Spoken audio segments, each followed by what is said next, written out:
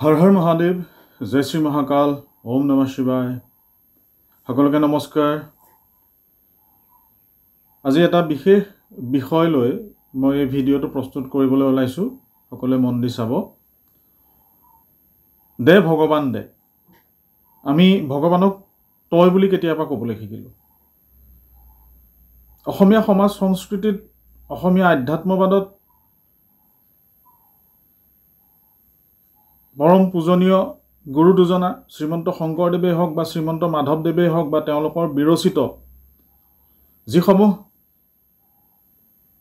মহান গ্ৰন্থ আছে, কীৰ্তন, ঘোষা, গুণমালা, দশম বা আন নালাগে অসমীয়া বৈষ্ণৱবাদৰ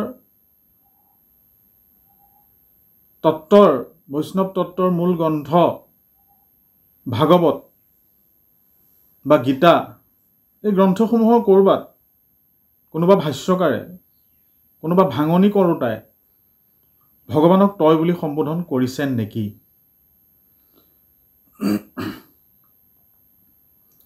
কোনোবা গ্ৰন্থত, কোনোবা সময়ত, কোনো নামঘৰত, কোনো মন্দিৰত নামঘৰীয়া, পূজাৰী, নামঘৰৰ দেউৰী বা যিকোনো আশীৰ্বাদ দিওঁতাজনে ভগৱানক তই বুলি কৈছে নেকি?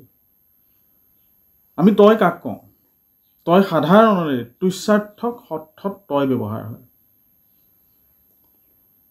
মৰম কৰাৰ ক্ষেত্ৰত নিজৰ ল'ৰাটোক তই বুলি কয়, মাক পুতেকৰ ৰিলেশ্যনৰ ক্ষেত্ৰত তই বুলি কয়, পিতৃগুৰু, মাতৃগুৰু বুলি কয়, কিন্তু তই বুলিও তাত সম্বোধন কৰা হয়। কিন্তু ভগৱানক কেতিয়াও তই বুলি কোৱা নহয়। আজিলৈকে মই শুনা নাই ক'তো। মোৰ প্ৰায় এতিয়া 43 বছৰ বয়স হ'ল। মই এই 43 বছৰ বয়সত কোনো ব্যক্তিৰ মুখত অসমত ভগৱানক তই বুলি সম্বোধন কৰাটো শুনা নাই।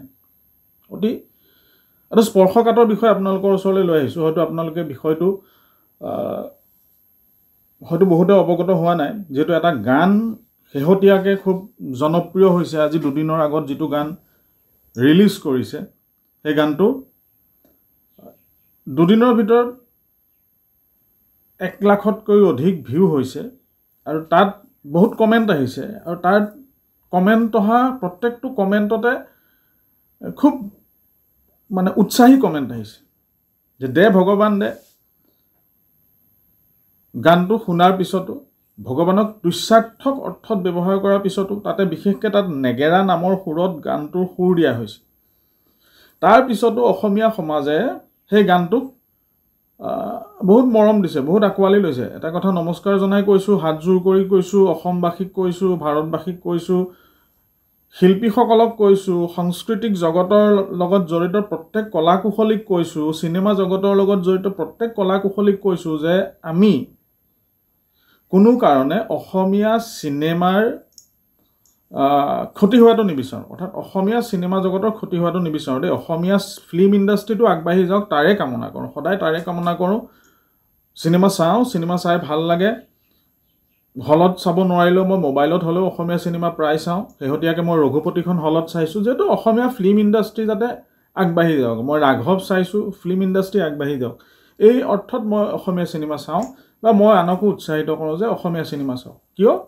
যে অসমীয়া চিনেমা চলিলে অসমীয়া চিনেমা উদ্যোগ বাঢ়িব আৰু তাৰ লগত জড়িত হাজাৰটা পৰিয়াল চলিব পাৰিব। হাজাৰধিক পৰিয়াল তাৰ জৰিয়তে চলিব পাৰিব আৰু নতুন নতুন কলা কুশলী, নতুন নতুন শিল্পীৰ জন্ম হ'ব, নতুন নতুন সাংস্কৃতিক কৰ্মীৰ জন্ম হ'ব। সেই শিল্পীসকলে, সেই অভিনেতাসকলে, সেই গায়কসকলে অনাগত দিনক অসমক ৰিপ্ৰেজেণ্ট কৰি ভাৰতত বা ভাৰতৰ বাহিৰত প্ৰতিনিধিত্ব কৰিব পাৰিব। যি ধৰণে আজি অলপ দিনৰ আগতে অংগৰাগ মহন্ত পাপনে এটা গীত পৰিৱেশন কৰিছিলে বাহিৰত, সেইটো আমেৰিকাত তাক ডিছপ্লে কৰা হৈছিলে। আমেৰিকাৰ টাউনৰ মাজত সেই গানটো বজোৱা হৈছিলে এগৰাকী আন্তঃৰাষ্ট্ৰীয় শিল্পীৰ লগত, যিটো গান গাইছিলে। It's a very proud moment for us, we are proud for them. সেইটো হওক যে অসমৰ শিল্পী সত্তাক বাহিৰত চিনি পাওক, অসমৰ সংস্কৃতিক বাহিৰত চিনি পাওক। আৰু পাপনে সেই কামটো কৰিব পাৰিলে, যে অসমৰ সংস্কৃতিক বাহিৰত ৰিপ্ৰেজেণ্ট কৰাব পাৰিলে, যে we have a very enlighten culture.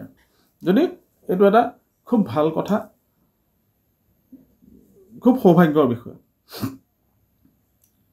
কিন্তু মই আগতেও কৈছিলোঁ যে শ্ৰীমন্ত মহাপুৰুষ মাধৱদেৱেই হওক বা শ্ৰীমন্ত মহাপুৰুষ শ্ৰীমন্ত শংকৰদেৱেই হওক বা তাৰ পৰৱৰ্তী সময়ত দামোদৰদেৱেই হওক বা তাৰ পৰৱৰ্তী সময়ত আজিলৈকে বিভিন্ন নামঘৰত আশীৰ্বাদ দিয়াই হওক বা বিভিন্ন মন্দিৰত আশীৰ্বাদ দিয়া সময়তে হওক ক'তো ভগৱানক তই বুলি কোৱা হোৱা নাই, তই বুলি সম্বোধন কৰা হোৱা নাই। ভগৱানক আমি সদায় তুমি বা আপুনি বুলিয়ে কওঁ।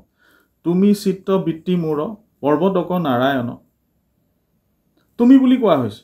আপোনালোকে সকলোৱে জানে এইটো এটা নতুন কথা নহয়, ক'বলগীয়া কথা নহয় বা মই মনত পেলাই দিবলগীয়া কথা নহয়। কিন্তু কলিকালত চব সম্ভৱ হৈছে। এতিয়া কলিকালত সকলো সম্ভৱ হৈছে, যিহেতু কলিকালত বেয়া বস্তুটোহে চলে, ভাল বস্তুটো কম চলে।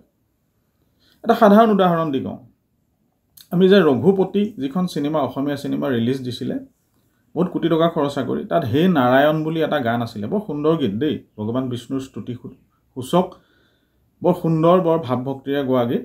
তেনেকুৱা গীত আমি সদায় ভাল পাওঁ, আমি সদায়ে শুনো।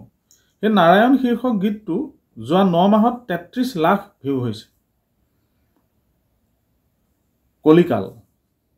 কলিকালত বেয়াৰ প্ৰচাৰ বেছি হয়, ভালৰ প্ৰচাৰ কম হয়। কিয় ক'লো জানেনে? আজিৰ পৰা 7-8 মাহ আগতে এটা গান ৰিলিজ দিছিলে, সম্বলপুৰী এটা গান, বিশেষকৈ বাগানীয়া আমাৰ চাহ বাগান অঞ্চলত চলা ভাষাত গান।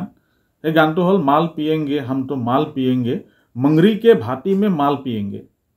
সেই গানটোত প্ৰায় 10 কোটি ভিউ হ'ল।